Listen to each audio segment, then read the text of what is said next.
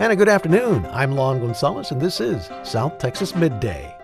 April 28th is a scheduled date for a preliminary hearing on the Evangeline groundwater project's drilling and transport permits. Corpus Christi City Manager Peter Zanoni has informed both Mayor Guajardo and members of the City Council that Judge Alicia Franklin York has scheduled that hearing.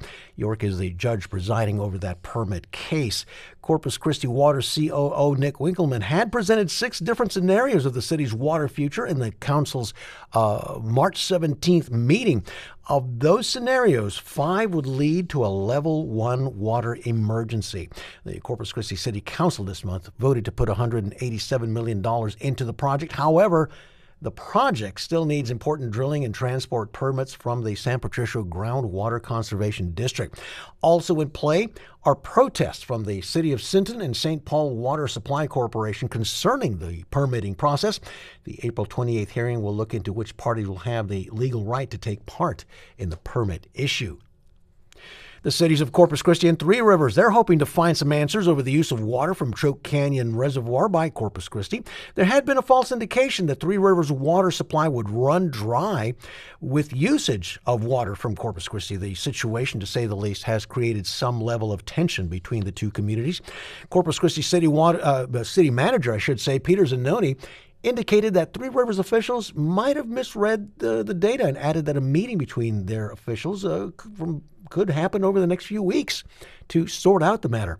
Zanoni also outlined that Three Rivers is not a customer of Corpus Christi Water and says that around 3 million gallons of water is used daily by the city of Three Rivers out of the estimated 21 million gallons that are released daily from Choke Canyon Reservoir. He also pointed out Three Rivers officials should know how much water they use since they own a 2% rate of water volume from Choke Canyon Reservoir. Former Corpus Christi Fire Chief Robert Rocha deciding to toss his hat into the city council race and has specified he wants to focus on several items: public safety, city services, and water reliability. Although he's filed months before the filing period, he hasn't quite decided which seat he'll pursue, whether it'll be a precinct or an at-large seat. He adds that his public service and governing background could be factors in getting elected.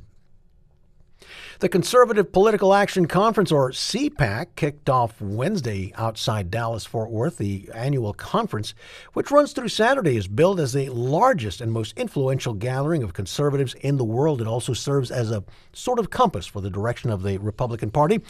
As the Texas Newsroom's Blaze Gainey reports, it comes to Texas as the state's GOP is looking into its upcoming runoff election for U.S. Senate. On CPAC's schedule is one of the Republicans' Senate candidates, Attorney General Ken Paxton. It could be a big moment for him ahead of May's runoff against longtime incumbent Senator John Cornyn.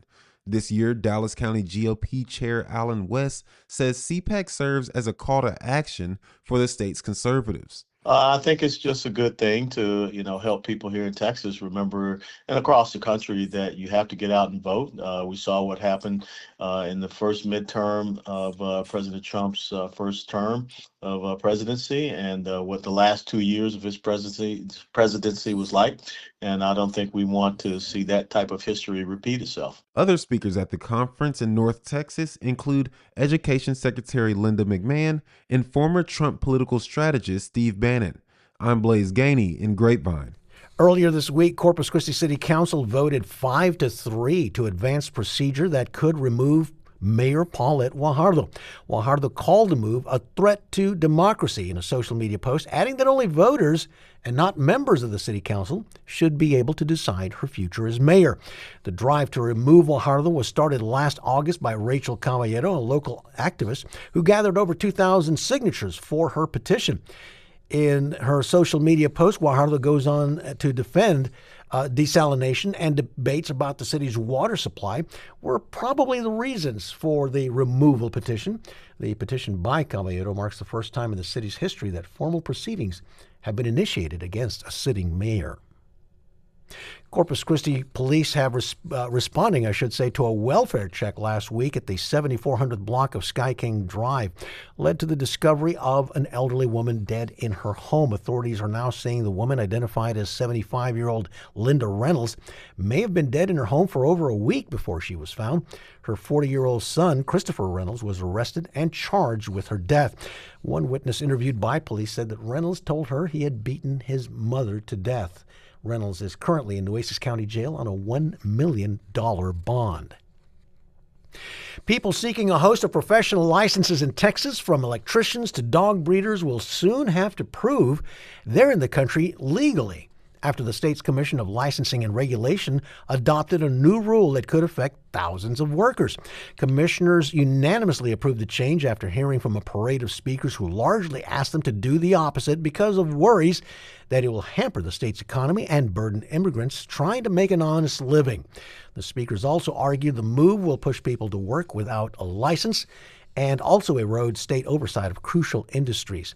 The commission oversees the Texas Department of Licensing and Regulation, which plans to implement that rule on May 1st, despite the agency's stated intent to follow federal statute and the concerns raised by workers across the state. TDLR lawyer Derek Burkhalter told commissioners that some non-citizens will be able to get licenses so long as they meet one of the qualifications under a 3-decade-old federal law underpinning the rule change and provide required documentation.